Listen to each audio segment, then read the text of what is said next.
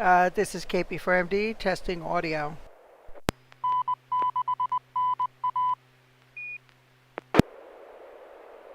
KP4MD, K6KRQ, clean and clear. Thank you, Bill. Could you possibly do the net control again today? I just got back from a trip up to, just came back from Reading right now, actually, with the 2-meter net. That's perfectly fine. I'll be glad to do it.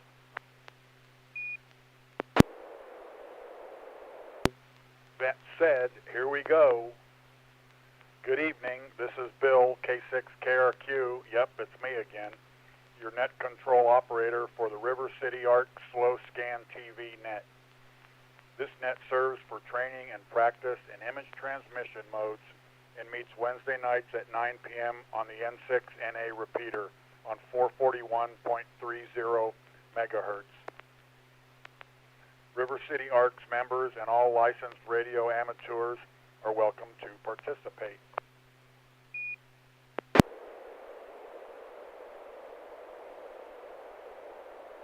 If you wish to join the net or need to make a call at any time, please announce your call sign between transmissions and net control will acknowledge you.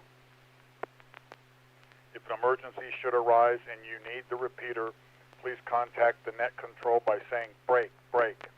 A double break signifies emergency traffic. The net will stand by for you until the emergency is terminated or the traffic is moved to another frequency.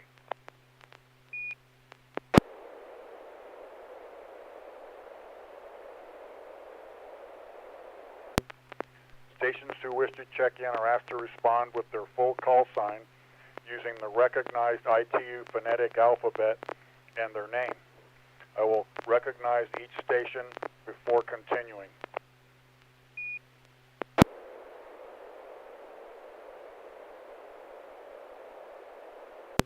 Any station who wishes to check into the net, please come now.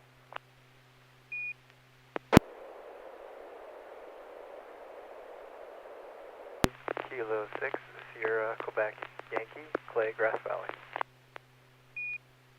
N6YG, George and Lincoln. November 6, Papa Golf, Quebec, Bob in Northwest Roseville. Kilo Papa 4, Mike Delta, Carroll, Citrus Heights. There was a double on that last transmission.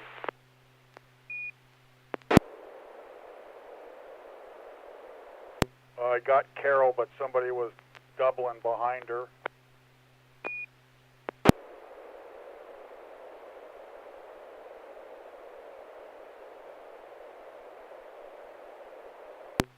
Any other check-ins? Kilo Oscar 6, Delta Romeo Mike, Dudley. November 6, Delta Victor Mike. I think I heard 2 doubles, perhaps. Did you get me, N6YG? Yeah, I did. I'll read who I got. I'm sorry, George. I got, first up was Clay, Kilo 6, Sierra, Quebec, Yankee. Then I got you, George, November 6, Yankee Golf. I got Bob in Northmost Roseville, November 6, Papa Golf, Quebec. I got Carol, of course, Kilo Papa 4, Mike Delta. I got Dudley. You're new to me on this one. It's good to have you. That's Kilo Oscar 6, Delta Romeo Mike. And I've got who has become another stalwart, November 6, Delta Victor Mike, and that's Stewart. Are there any other check-ins? Well, there must have been a bunch of doubles. You didn't get me either. Alpha India 6, Delta Golf, Joel in Florence. Hey, Joel, there you are. Yeah, you must have been one of the doubles. I definitely did not hear you. But good to have you nevertheless. You know that. Anybody else? November 6, Hotel Alpha, Bill and Roseville.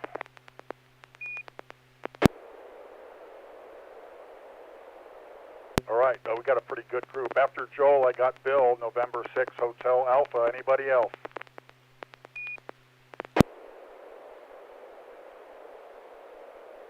All right, Nito, I'm going to move it right along. We got a pretty good group. We got 1, 2, 3, 4, 5, 6, 7, 8, 9, including me.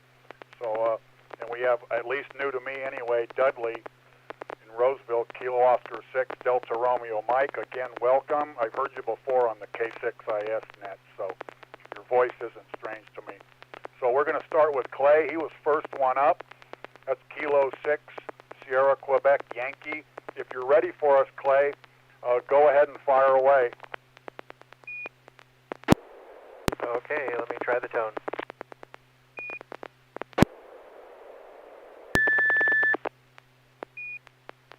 I got the tone. Go right ahead. Okay, here it comes. This should be PD 120 now.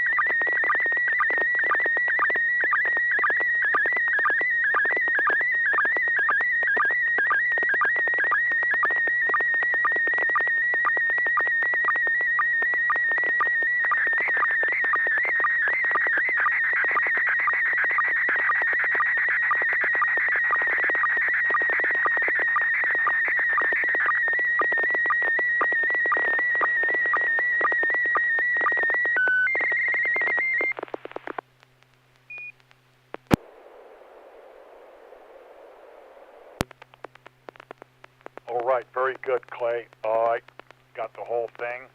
Let's go to George first for the night's first commentary. That's George, November 6th, Yankee Golf. Go ahead, George.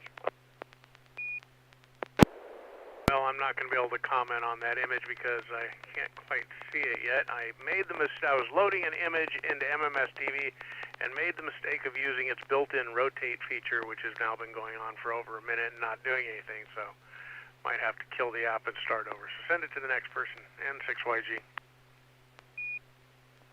Good enough, George. We're going to go to Bob in Northmost Roseville then. That's November 6th, Papa Golf, Quebec. Go ahead, Bob. Well, we have a picture of an old ship, and it might be the Jeremiah O'Brien, although it doesn't quite look like it to me from this angle. Anyway, a lot of pixel pops. You could hear them on the transmission, but recognizable. The ship has a red painted water line and a machine gun nest on the very front of the ship on the bow, and I can't tell what's on the stern. Has a single stack. I don't think this is the O'Brien. It looks a little bit newer. Looks like it might be a little bit newer ship, just like I was saying. Anyway, it'll be interesting to know where it is and what it is. N6PGQ.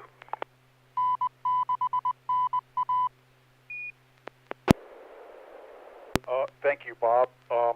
Let's go. Well, I'm going to go to Carol, but before we do that, Carol, I can't see YouTube on my computer. I can just see it on my TV, which means I can't see the viewers or the chat. So if you do me the solid of recognize them when they appear. So with that said, let's go to you for your comment on this picture of this neat ship. Okay, yeah. Let's see, K6KRQ. This is Kilo Papa for Mike Delta. I did receive it with a lot of pixel pops.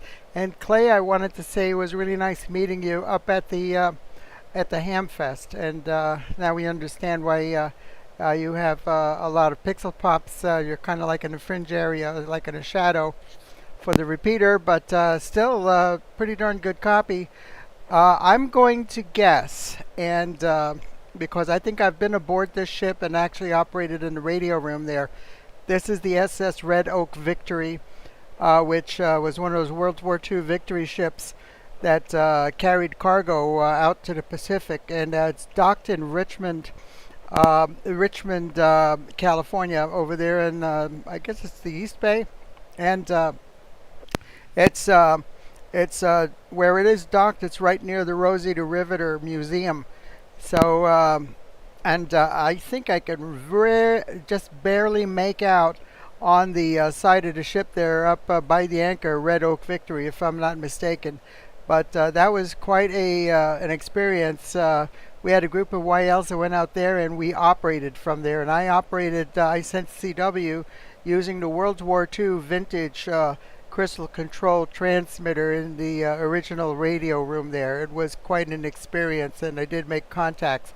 So back to you. This is Kilo Papa for Mike Delta. Over. Thank you, Carol. This is Bill, K6KRQ. Hey, you know what? I knew it was a Victory ship, and it's a fantastic photo. Too bad for the pixel pops. But I sure hit the jackpot calling on Carol for that, talking about operating from it. That is completely awesome. I'm impressed, truly. So with that said, George, you want me to pass you by, or are you ready to rock? Yeah, I've got an image loaded up. I guess I'll send. I was trying to get it rotated, but nothing's cooperating. You'll understand. Anyhow, PD-120.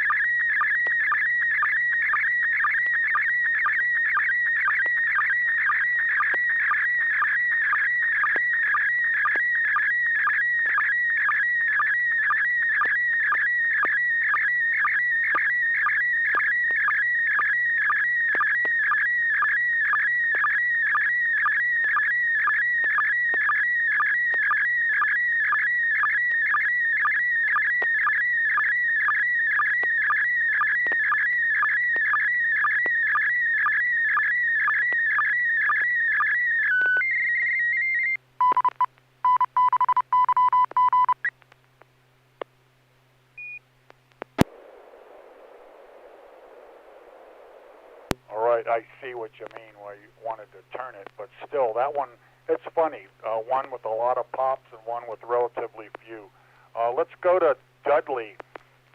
If you did get that, Dudley, that's Kilo Oscar 6, Delta Romeo Mike, and again, welcome to the SSTV Net.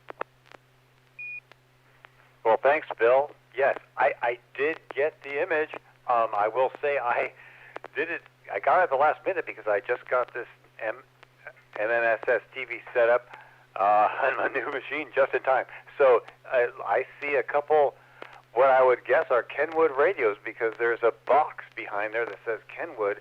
Crystal clear image. I got really no pixel pops. Maybe if I looked zoomed in, I could see some. Very, very nice, good picture. 2 radios, and there's a computer keyboard in the background. Looks like a couple monitors in back. So it looks like someone's possibly ham shack and a couple new HTs. Well, they're not new. They're kind of older Kenwood HTs. Anyway, that's what I got. It looks like a really good picture. Thank you very much. This is Dudley, KO6DRM. Very good, Dudley. Thank you. Let's go to Stuart, November 6th, Delta Victor Mike. By the way, George, I'm having troubles of my own. My SSTV locked up on me. Go ahead, Stuart. Well, I've seen this before. I think I may have seen this in a ham radio tutorial. I'm not sure, or may have come across it doing research. But I've seen these. Very interesting. I believe it's the Kenwood VCH1, which is vintage 2001, so it's over 20 years old. And I presume it's SSTV. And I would love to know if anyone here has one, and if they will bring it to an event. I'd love to see it. N6DVM.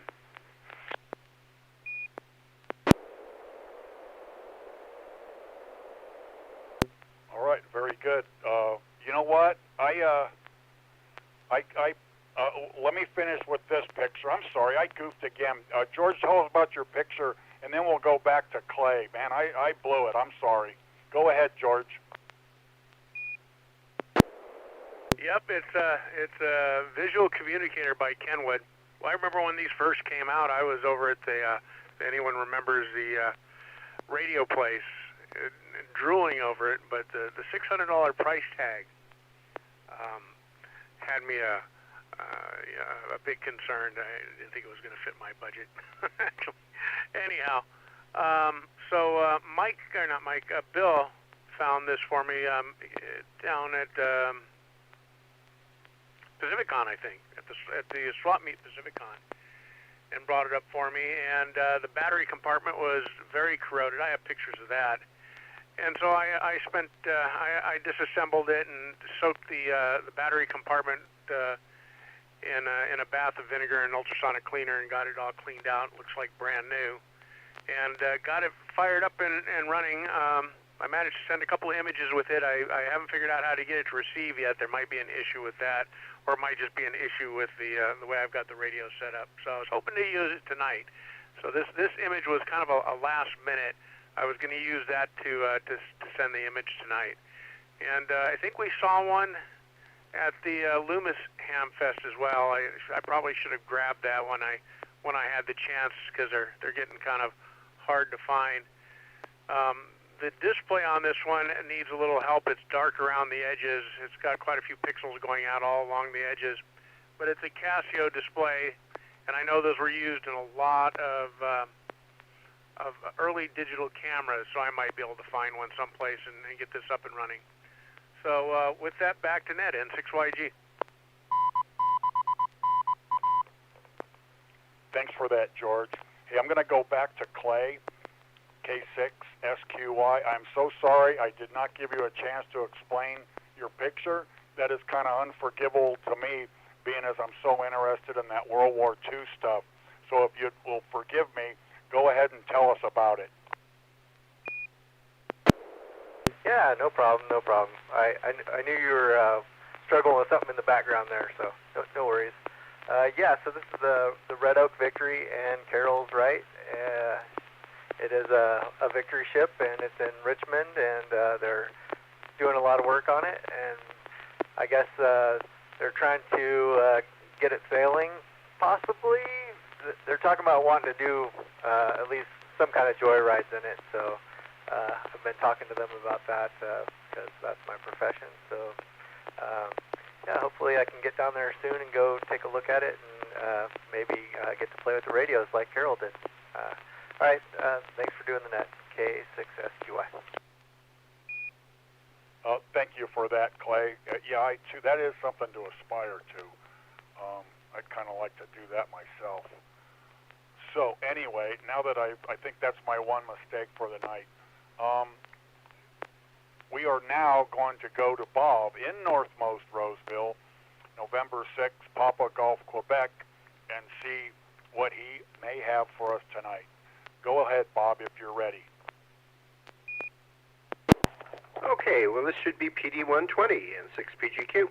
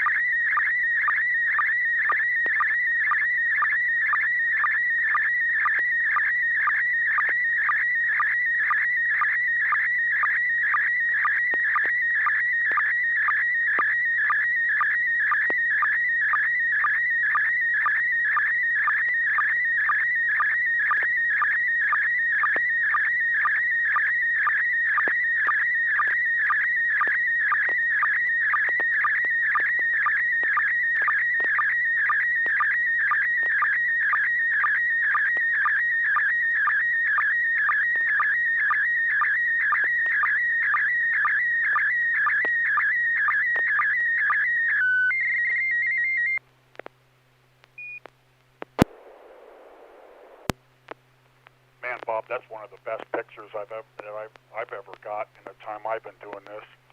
But we are going to go to, let's go to Joel for commentary on this one.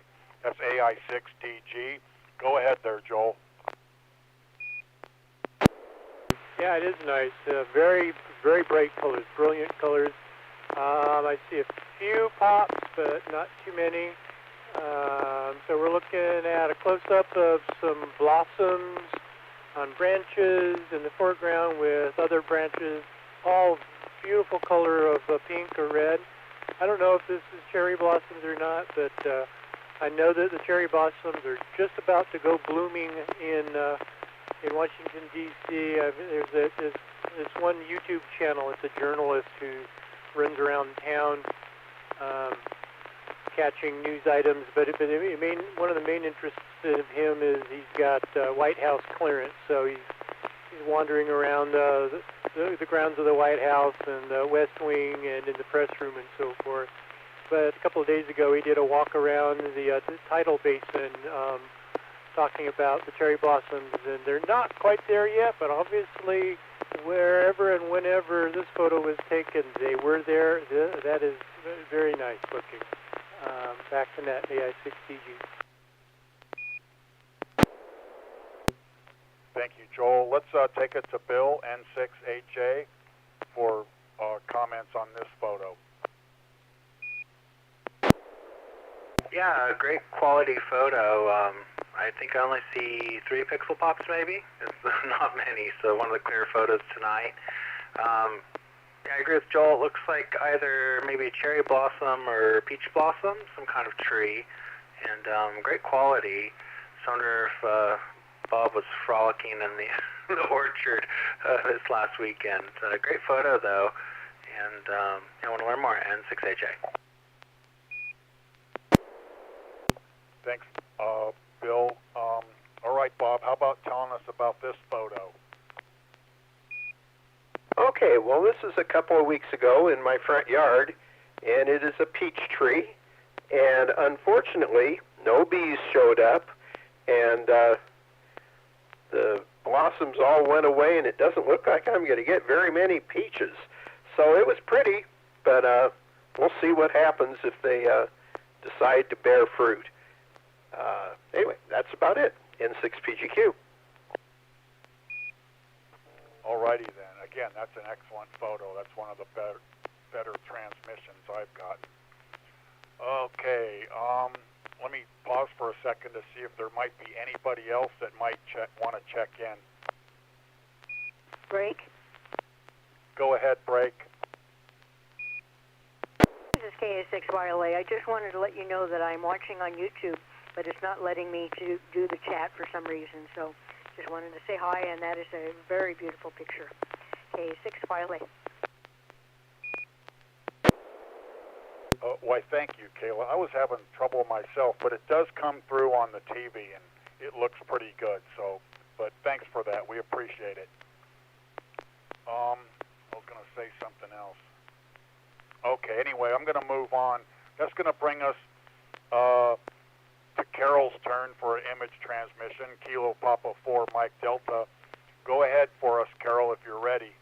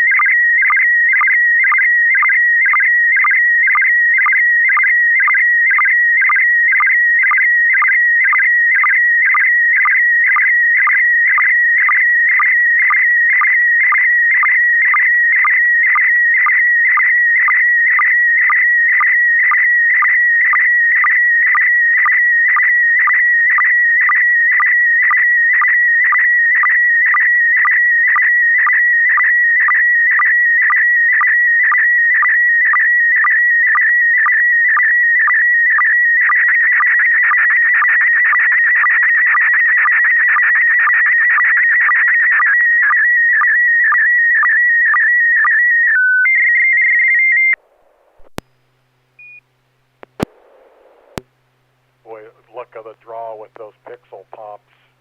And you got hit by the first identifier. Anyway, let's go. That's going to bring, on commentary, that's going to bring us all the way to the top to Kilo 6, Sierra, Quebec, Yankee, and that's Clay. What do you have there, Clay? Well, I'm looking at a picture of a handsome young man, and I'm guessing that's his call sign up above there. And that sent me to QRZ to look at his page on QRZ, and looks like I need to do some more reading. Looks like a pretty interesting fella. So the picture came through pretty good. Yeah, the identifier definitely hit me there, and I did have some pixel pops, but it looked real good. And I did want to say to Carol, it was nice to meet you the other day, and I appreciate some good conversation. Thank you. All right, this is K6SQY. Thank you, Clay. Let's go to George, N6YG, see what he's got. Go ahead, George.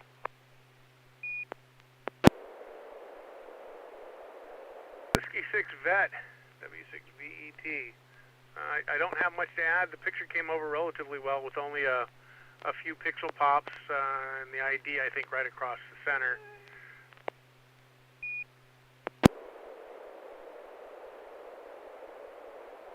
And with that, back to Net N6YG. Thank you, George. I'm kind of wondering if N6 Vet was taken already. That's why Stewart's N6DVN. But sure I'll find out sooner or later. Let's go to Carol and have her tell us about this picture. Okay, yeah, this is KP4MD. No, this gentleman's name is Mike, and he's not a veterinarian. VET is the W6VET is the Reading Veterans Amateur Radio Club, which is located in the Veterans Home up in Redding, California. And I left here 7 o'clock in the morning. It was a 2.5-hour drive up there. And he was waiting for me, and he gave me a nice tour of the shack there. They have a beautiful shack. I have other pictures of that, but I won't be able to send them tonight because too many. But he's retired. He served in the Army, and he's been living there for about 10 years. And he's so fortunate that the Veterans Home actually agreed to dedicate a room to an amateur radio station there, and he is the chief operator. And so he's lived there for 10 years, but he's only been licensed now for about 2 years.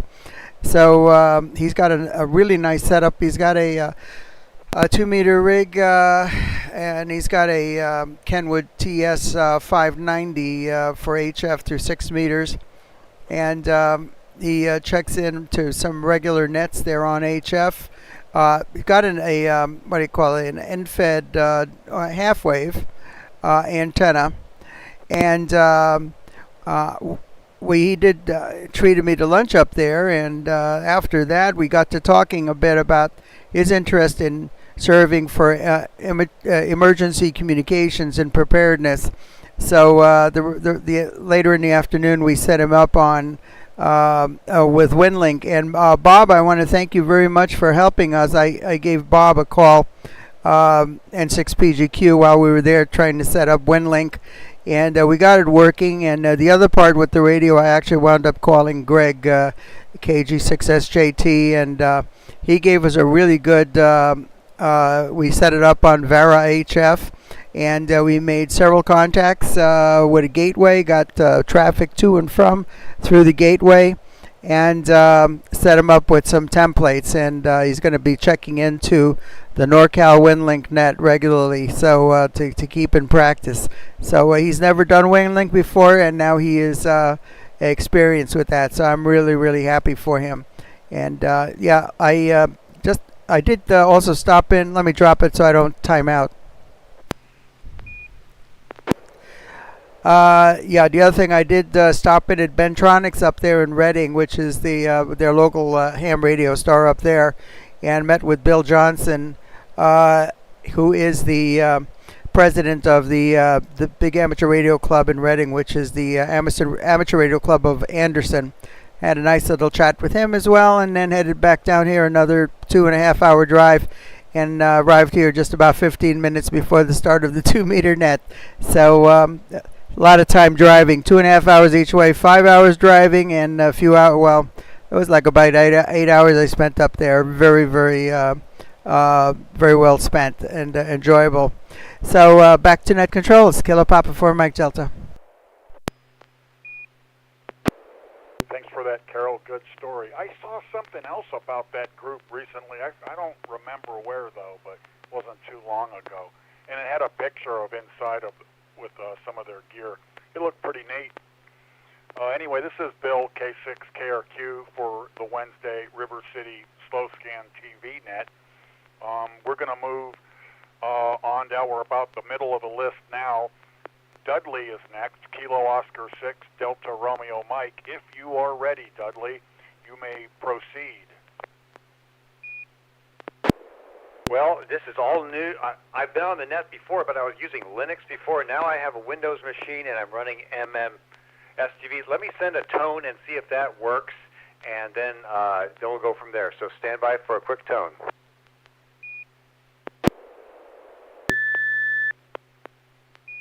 How did that go?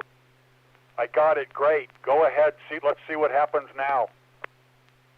Okay, I haven't tested this, so bear with me. I'll go ahead and send a picture now.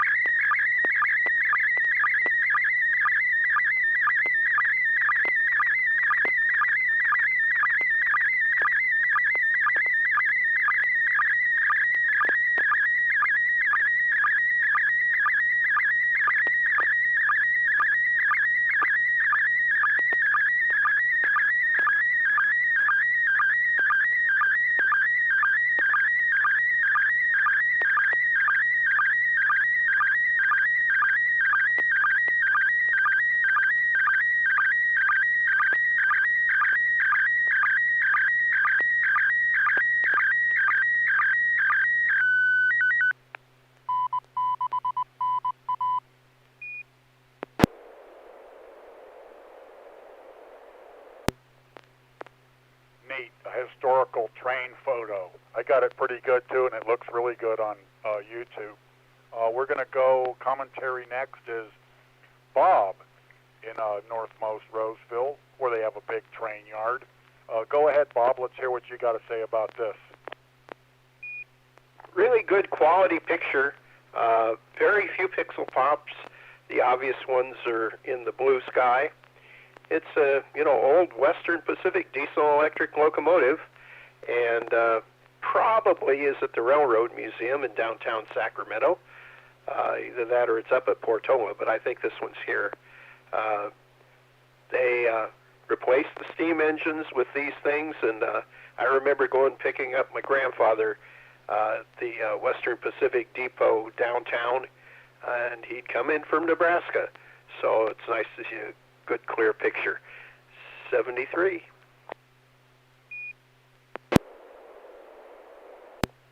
Thank you, Bob. Let's go to Carol again. Carol, what do you have to say?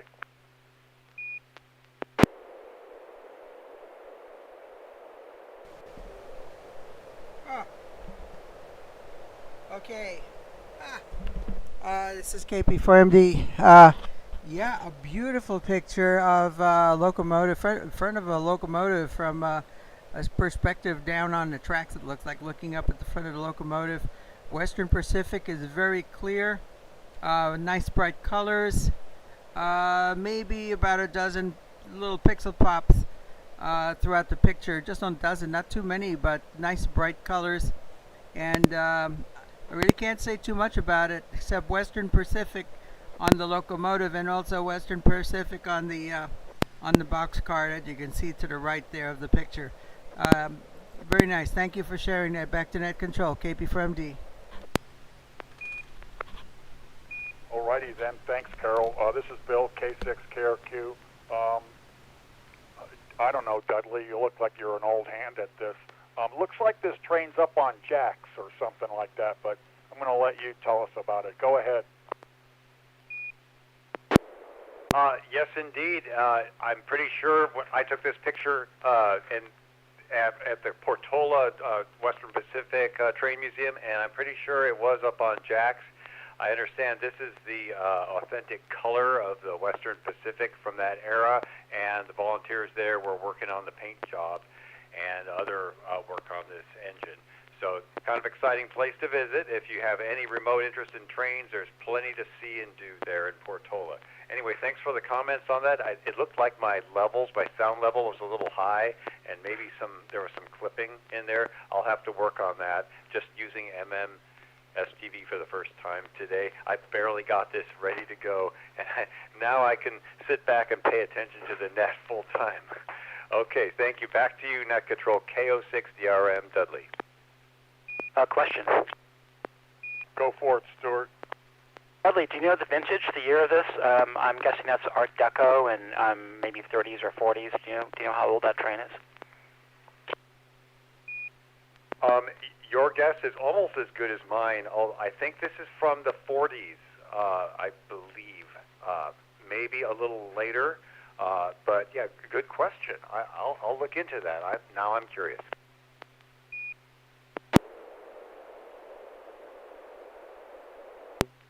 All right, very good. Thanks for that, Dudley. And we hope that you join us on future SSTV Nets. So that is going to bring me to Stuart, November 6th, Delta Victor Mike. He's here in Natomas like me. Go ahead, Stuart, if you're ready to go. Yes, N6NA. Yes, I'm part of the Natomas Mafia, as Bill said.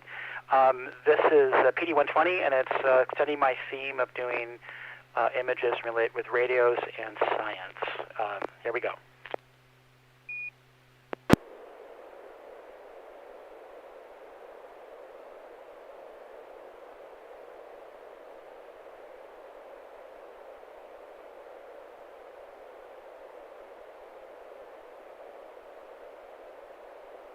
Am I not transmitting?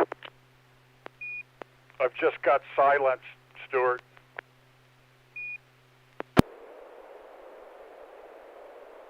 Stand by.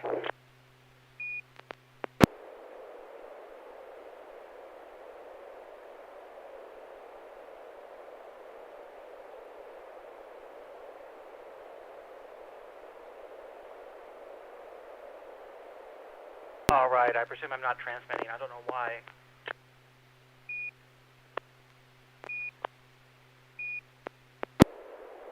No, I'm just getting silence. Would you like me to roll on while you try to make some corrections?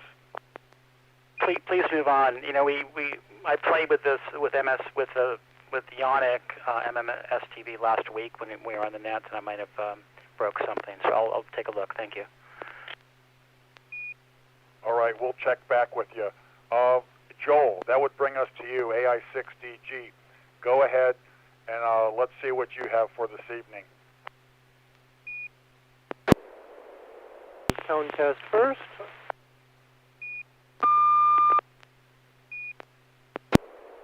Good tune. Go for it. PD 120.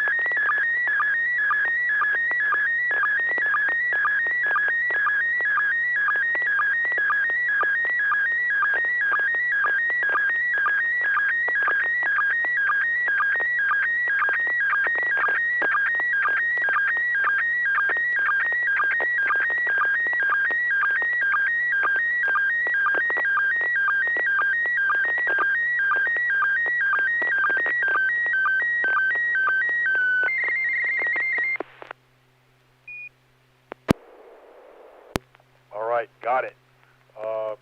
You know, Dudley, you can't just totally kick back. It's your turn, and we need to hear your commentary on this. That's Dudley, Kilo Oscar 6, Delta Romeo Mike. Go ahead. Well, Joel, I'm going to take a guess, and I might be wrong, and please correct me. All right, so that could be the eastern part of the San Francisco Oakland Bay Bridge, but taken at a time when the new span was under construction, so you can see the old and the new in the background there. In the foreground, we've got, it looks like a marina of some sort, again, possibly Treasure Island, not sure, but I can see a bunch of pleasure boats and beautiful color on the ocean, on the bay there. There's quite a few pixel pops on my end, but they don't distract from the overall effect of the picture. Looks really nice. Back to net control, KO6DRM.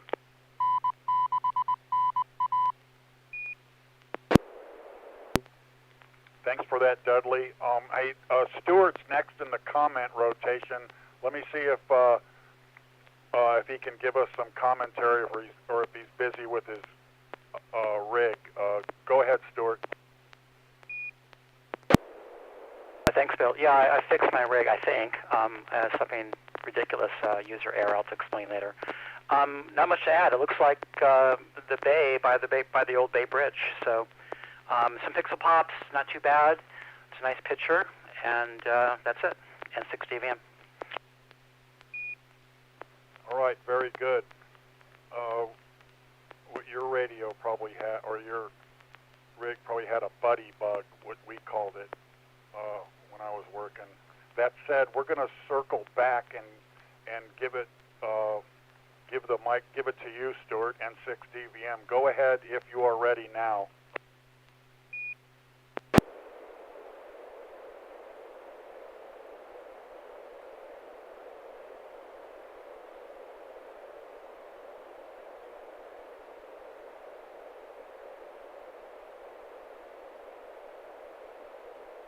I've still got silence. Go ahead to the next one, and I'll keep working on it. Sorry. No, that's quite all right. These things happen. That's going to bring me to Bill N6HA. I'm certain you are ready for us. Go ahead and fire when ready. Sure. Did Joel give his explanation? I might have missed it. N6HA. No, I did it again, and you caught me again. Joel, forgive me. Go ahead and tell us about your picture. Excellent catch on and description. You got it nailed. I'm standing on Treasure Island, or at least the junction between Treasure Island and Yorba Brenna, looking across what I believe is called Pan Am Cove. And across the marina, I believe it's called Pan Am Cove because Pan Am, when they had those seaplanes that were half boat, half plane, that was way back in the 30s, I think, that they actually had flying all the way across the Pacific. This was the Pacific Coast Station in this cove for Pan Am. Yep, you see the old span. Then it was the current span, and then it was the new span. Now it's the current span and the old span. This was quite some time ago, obviously. And then off to the left and behind me is Treasure Island. Although this whole area, Yorba Brenna and Treasure Island, has changed so much, I'm not sure I would even recognize what's what, and half of what I remember is probably gone. It's been so developed and changed, things torn down, new things built up, roads rediverted. I've been over the new bridge, I think, once or twice, but obviously far more consumed with staying between the lanes and not hitting anyone than trying to play tourist. Yep, they stay. Did some exploring. And actually found some neat stuff. They've got stairs that go all the way from a beach on this cove up into the top of the Yorba Brenna Island into the residential areas. Back to net, AI6DG. Thanks, Joel. That's kind of neat that how it got its name and that it was a station for those Pan Am Clippers. That's neat. Hey, listen, if I go out of order or I goof something up, don't be shy and correct me. I think I'm trying too hard to keep the picture order and the commentary order in order. So with that, I'm going to move on, and that is going to bring us to Bill, November 6, Hotel Alpha. Go ahead, Bill. Yeah, let me do a quick tone test real quick.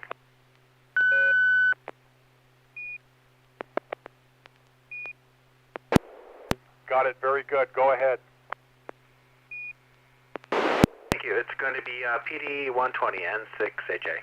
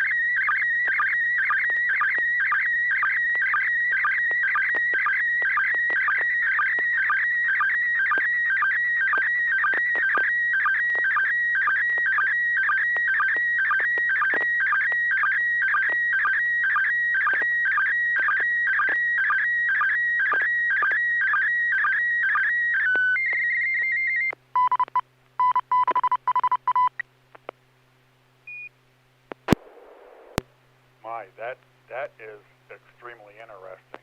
That came through pretty good too. Let me see. Stuart gave the last comment. That's going to be Joel AI6DG that gets first crack at this one. Go ahead, Joel. Now we've got a hand stand in the middle of the picture holding up a, coming from out of camera view below us, and holding up a piece of glassware. And we're outdoors. In the background, we've got trees and sky, and it looks like a corner of a building a portion of the roof of a building on the lower right. We're all in shadow. And the glassware he's holding up, I've seen pictures of this before. Isn't this one of those weird shapes where the inside and the outside is all the same surface? I'd like to know just how to even make one of those. I mean, the skill in doing the glass work to make this, would it be entertaining to watch by itself? Back to net, AI6DG. Thank you, Joel. On the commentary list, that brings us back to the top to Clay, K6SQY. Go ahead, Clay. Yeah, this is Clay, K6SQY, and got a couple of pixel pops, but came through really good. And obviously it is some kind of glass, but I have no idea, and I'm very interested to hear what's going on. Good picture. So. Question. Go ahead, Stuart. Is that a Klein bottle? We're about to find out. I have never seen one of these, and it is very odd to me. Go ahead, Bill, and tell us about it. Yeah, great guesses all around. Stuart did get it. It is a Klein bottle, which is a kind of a four-dimensional shape represented in two dimensions. So that's why it kind of looks odd. It's like a Mobius strip. So the opening's on the bottom, and then you could see follow up the neck of the glassware to the main chamber, and that's where the liquid could be held. So I bought this from one of my good friends, T. He's a ham 2K6TIN. He mentioned offhand that he wanted one of these, so I bought it. And the proprietor of the website actually sent me a bunch of photos of T's Klein bottle in various places, so it was really nice of him. I found out later that the person who owns the website, Cliff Stoll, he's also ham, K7TA, and also a professor at University of Arizona, of course. Or no, I don't know where he's a professor at, but he's also ham, and he makes glassware. He used to make glassware like this, and I guess now he doesn't, but he still has a large supply. So if you want to buy a Klein bottle, I recommend his website, which is just Acme Klein, and it's pretty neat. I hope to open it soon. I'm going to have my friend open it, and we'll see it in person, but I thought I'd share this unique object, N6HA. Yeah, man, that is unique to say the least. Like I said, I've never seen one before, but Stuart ID'd it right off the bat. Anyway, this is Bill, K6KRQ. I'm going to see if Stuart might be ready. How about it, Stuart? My confidence is low, but I'll try again, and I'll know quickly whether it's working, and I'll stop, and we'll go from there. All right, here we go.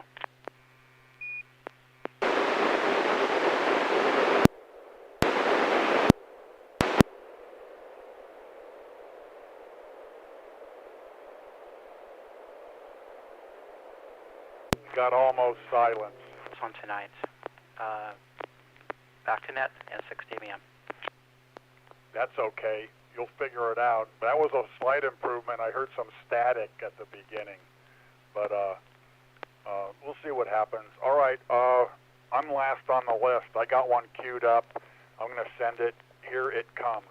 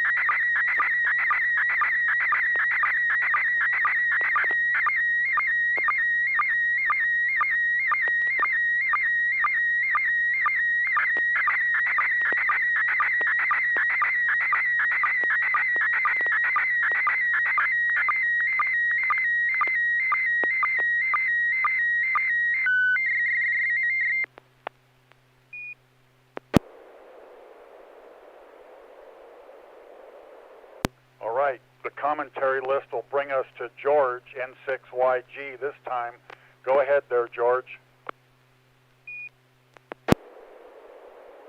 It looks like a very interesting model of a mine cart. And picture came over real well.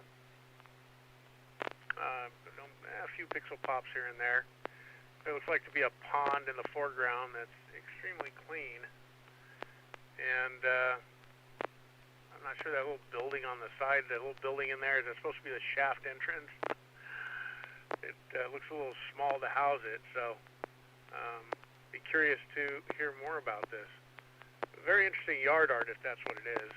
N6YG. Man, you are closer than you think. Let's see what Bob has to say about it. Well, good quality picture. Not too many pixel pops that I can see. Looks like an ore cart on a track, and it is going into what might be a shed, and it might go down into a mine, but the angle doesn't look quite right for that of the shed.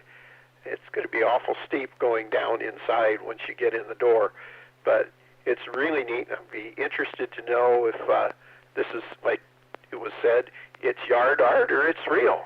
N6PGQ. All right, thanks, guys. Frontier history and like mines and boom towns that's another interest of mine. But anyway, there was a guy that I worked with, and he invited me over to his house because he has a whole bunch of World War II memorabilia. This is over there in North Highlands, and so I go over his house and I go in his backyard. And George, you were right on. This is in the backyard. It's like the backyard decor, the ore cart and everything. I couldn't believe it. I'd love to have just the ore cart like in my yard, but you guys were right. That's what it is. I don't know where he got the ore cart, but it is yard art, as you guys say. And I thought that was one of the more unique backyards I had ever seen. And it's here, like local in North Highlands. So that's the story on that. I took that one just a few years ago. So anyway, I'm going to go back, see if anybody's got any comments, questions, burning desires, or what have you before I end it, or maybe if Stuart got his rig rigged up. Question? Go ahead, Joel. What's in the shed? What even fits in the shed? Because it's kind of small and short and that roof angle. It's just like George said, it's like a faux mine entrance, and that's all it is. I don't remember him saying he kept anything in it or anything like that. You can see it's kind of, you could barely even get a lawnmower in it if you wanted to even lift it there, so I think it's purely decor. That's a serious dedication to decor. Back to net, the I6DG. I thought so. This is Kilo 6, Kilo Romeo, Quebec for the N6NA SSTV Net. Any more comments, or as I say, burning desires before I close the net? Yeah, N6YG. I figured you might have something for us. Go ahead, George. I was thinking the same thing. That is some serious dedication to decorating your yard. Around here, it'd be a lot of work just to keep the hornets' nests and the black widows out of it.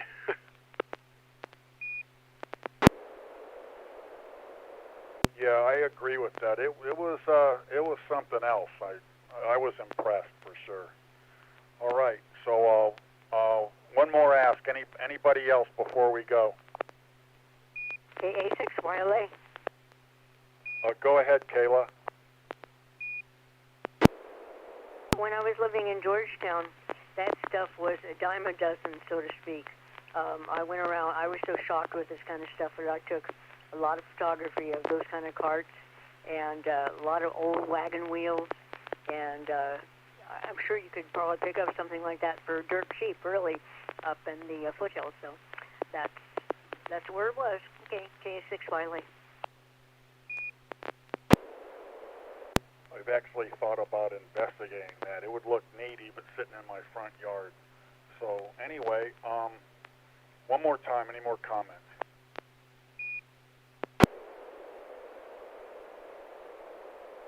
Okay, with that said, I want to say thank you to all who participated in tonight's SSTV Net, and especially the participants that put up with my gaffes. I'll pay better attention from now on. It's kind of embarrassing. Anyway, we hope to see you again next Wednesday at 9 p.m. And I want to thank anybody on YouTube. I couldn't see any of the chat activity tonight, but thank you nevertheless. So I am going to close this net officially at 10:09 p.m. Pacific. This is Bill, K6KRQ, wishing all of you a good evening, 73. Thanks for running the Bill Net. And I'm going to send a closing image in Martin 1, N6YG. Okay, good. I'm going to start asking for that from now on. Go ahead, George.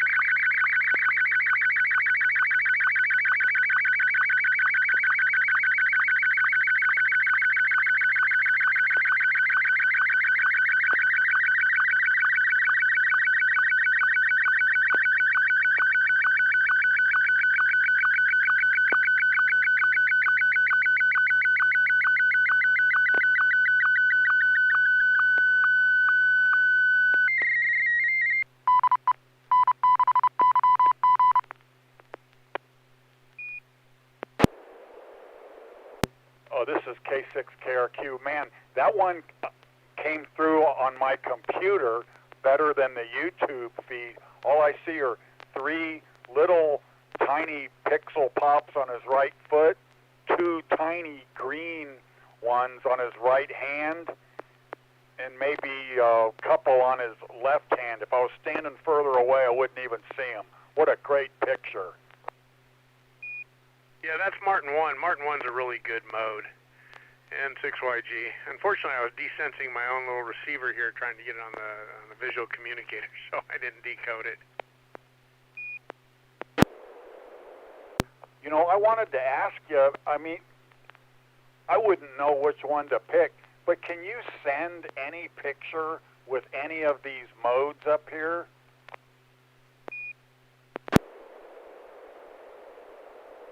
On MMS TV, yeah, we somehow standardize on PD120, probably because that's what the ISS uses. I don't think it's the best mode to use here, but you can send any of these modes. Robot 36 is the fastest. Some of the MR modes are the latest that were designed. MR90, I think the MR90 mode was actually designed by the guy who wrote MMS TV, so it's not available in all software. I know that the Visual Communicator doesn't support it. The Visual Communicator only supports about 5 modes.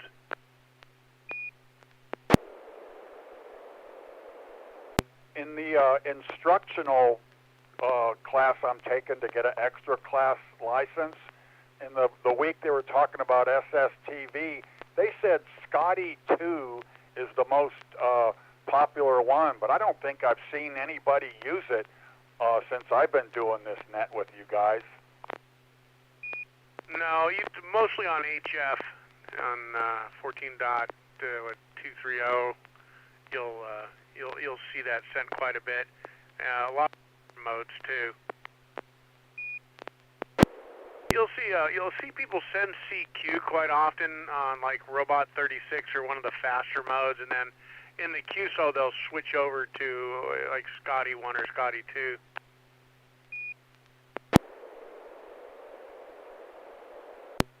This is K6KRQ. Yeah, I haven't tried it out on any of the other frequencies yet, anything other than what we do here on Wednesday night. So one of these days I'll try it. I see that I have information with some of the frequencies they use, so I'll try it out one of these days.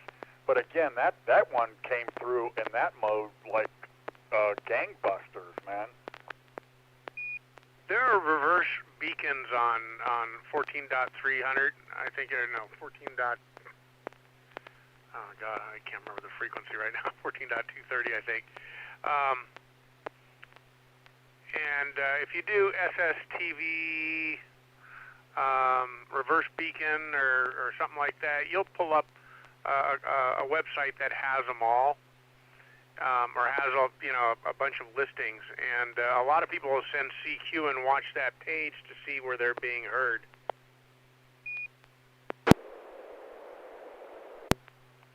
Oh, that's kind of cool. That's more to do, more to learn with this. That's I'll have to dig deeper into that. But I've been having pretty good luck on this one, just with what you guys have showed me. So, right on, good show.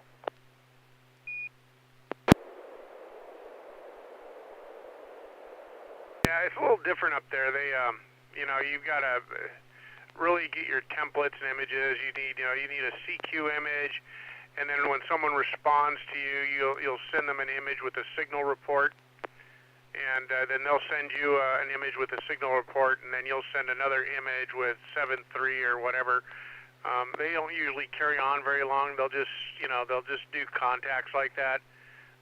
With just the 3 basic images, the CQ, the report, and then 73.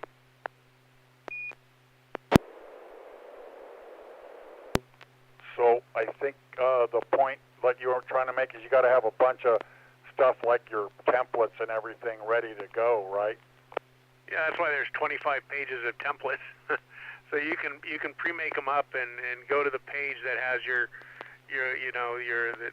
template setup that you want. So you'll have the entire QSO worth of templates on one page. And so that's what I do.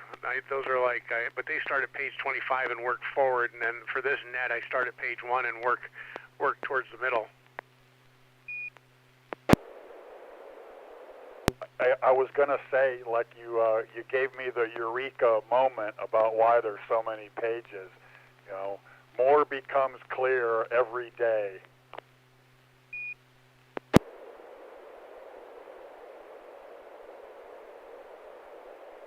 Like this one right here.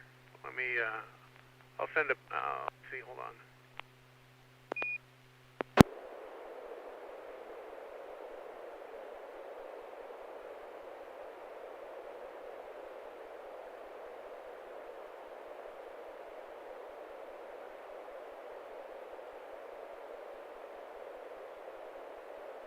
Yeah, I have my. Let me readjust my template for this real quick. While you're doing that, this is KO6DRM. I got a few pictures from some guy in Mexico on the 14.230, and I was wanting to respond to him, so now I'm ready. Back to you.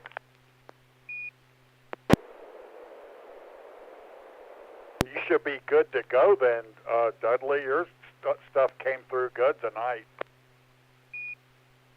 Yeah, I've been on this net. It's been a few months using my Linux box, and now this is so much better on Windows. Anyway, I'll stand by for a picture.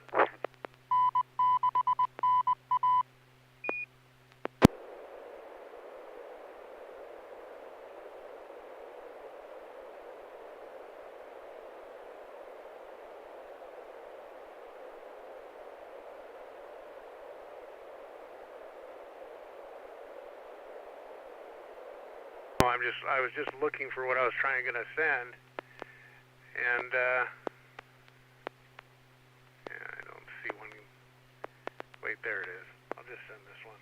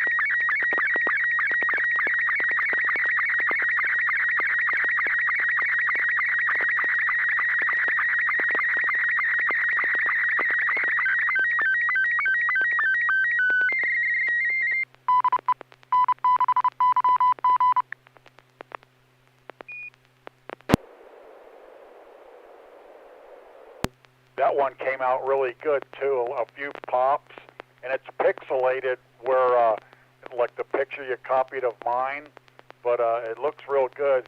I saw it was going to be a test pattern. I was hoping one of those old neat test patterns. I was hoping it was going to be that Indian chief one, but I'll have to learn how to work on making templates real quick like you can. That's pretty good. K6KRQ. I have that Indian chief.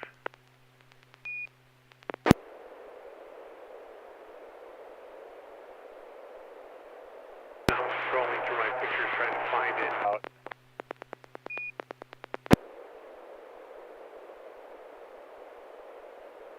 You can send a real basic test pattern. If you click on the TX tab and then right click, and it just says test pattern, it just sends a basic test pattern.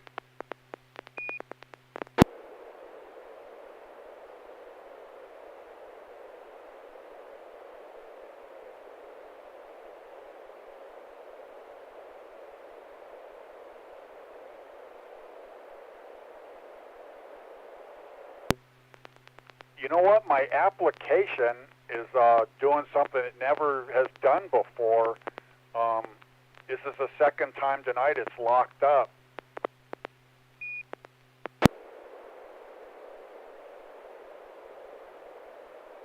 Waterfall or anything?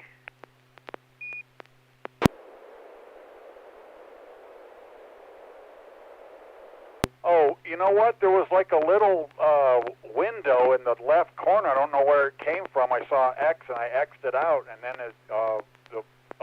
it came back to life. Yeah, something must be popping up. That's I forgot about that. Yeah, if any of the pop-ups come up, you won't be able to do anything in the main program. That's what happened to me earlier when the first picture went out. Is I accidentally hit, when you import a picture to transmit, it has its own built-in editor, so you can like rotate the picture or something like that. And I accidentally hit that to rotate the picture, but before I realized what I was doing, and then 5 minutes later, it's still working on it because the program's real limited. It can't handle large files. So you either have to if you're going to use the built-in editor, then you've got to resize the images to 640 by 480 or whatever image size you're using. Yeah, whatever it was a very small pop-up in the lower left, and I had something on the shelf where the monitor is, like covering it. I'm sure that's what happened the last time. I Control-Alt-Deleted it to get Task Manager the last time, but now I'll watch out for that. K6KRQ.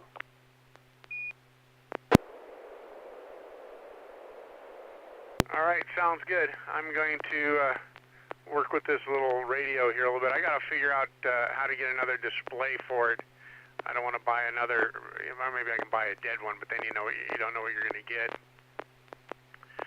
I'm going to maybe take a look at some old Casio. I remember Casio used to make those little LCD TVs back in the 2000s, and because I Google the part number and I get absolutely nothing. So. AliExpress, I've had good luck with that. Yeah, with older displays like that, yep. I got nothing. I'm sure there's another model number on the back of the display that's probably, the one that's on the front might be the icon part number. So, but I don't want to take the display out. I mean, the whole system, it's working right now and it's usable. So if I run across another one, I'll pick it up and scavenge parts out of it.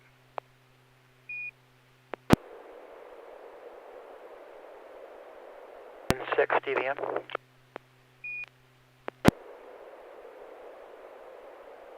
Yeah, go ahead. Go ahead. Just, Bill, I resolved my issue. And a question, we don't have to dwell on this tonight, but I tried a bunch of things. I had VAR FM running today, and I had Direwolf running. When I had trouble transmitting, nothing was transmitting, so I shut down. I thought Direwolf was shut down. I think it was. And I shut down VAR FM, and then I worked on configurations, and then I eventually just rebooted my machine. And it looks like the input, the microphone, was captured, even after closing VARA. I'm not sure if VARA is the culprit, but I had to shut down and reboot the machine, and now it's working. So, anyone have that experience with some of the other programs? More often than not, it's with the COM port for keying, but not with audio. And usually audio will share. It might have. I guess it could have been capturing it. Taking exclusive use. If you can go into the audio manager and check and see if that's marked about exclusive use. Yeah, I did that. The COM port was the same. It hadn't changed. I unplugged the USB and plugged it back in and all that. When I went to the sound settings, it said this microphone is currently in use. And that's when I rebooted the machine, and now it's fine. Never ran into the same issue, and I just make sure that everything's shut down before I launch MMS TV. Otherwise, if you have like WSJT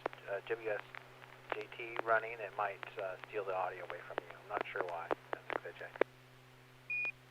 All right, thank you all. Now I know for next time. All right, appreciate it. N6NA SSTV. Hey, Stuart, if you want to try and send an image, I'll watch for it. Sure, up to you. Go for it.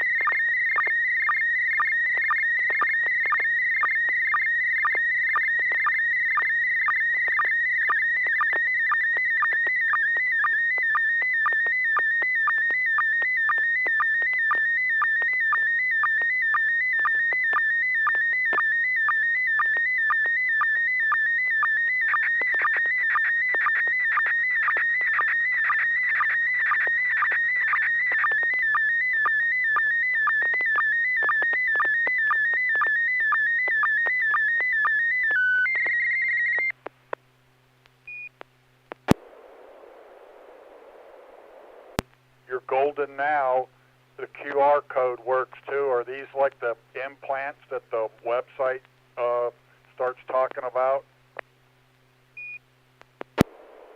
These are intraperitoneal transmitters. These go inside the abdomen of animals. Intraperitoneal, peritoneum is the lining of the abdomen, and these are used for doing telemetry, usually on wild animals like bears and otters and whales and manatees, where a tracking collar is not practical or creates problems with prey, predator issues, and conspecific issues. And I worked with someone who did this in the field. She's a wildlife veterinarian and would implant these in otters on a boat in Alaska. And so the article just gives an example of one application of it in bears, N6NA.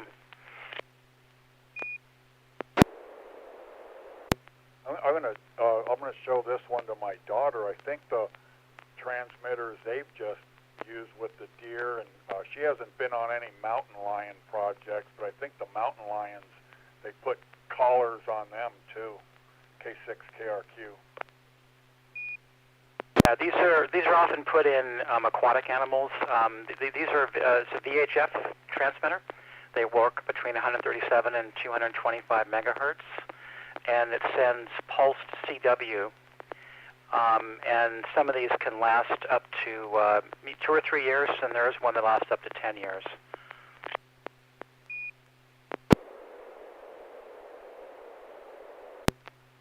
So this is K6KRQ. If it sounds like I know what I'm talking about, don't be fooled, but I imagine since it's CW, it could use some minuscule kind of power source.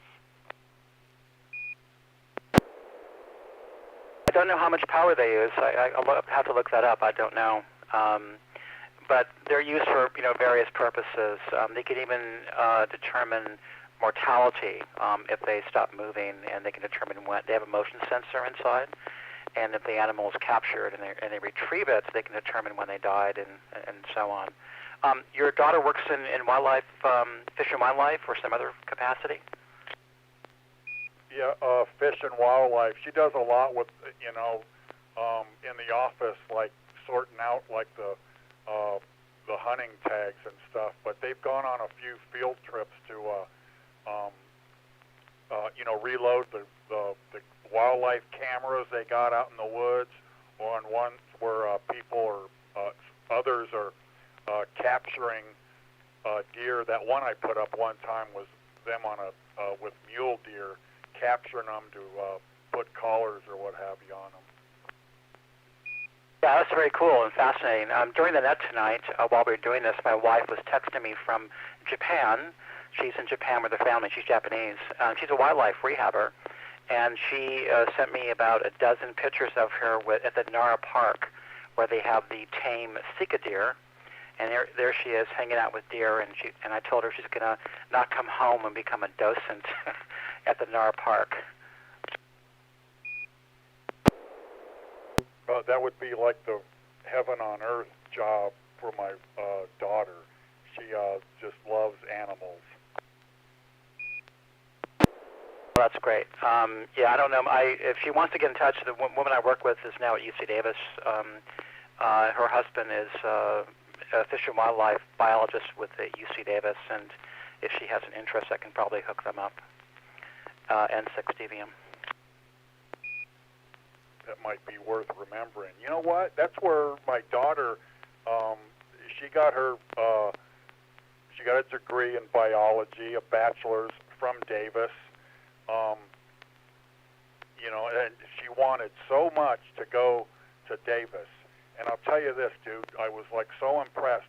She didn't spend a dime to go there. She did all like the lightweight classes first at like the community college here, and she nickeled and dimed every like scholarship she could get applying for it, and got like a full ride. I mean, like room and board and everything, even though we live right here.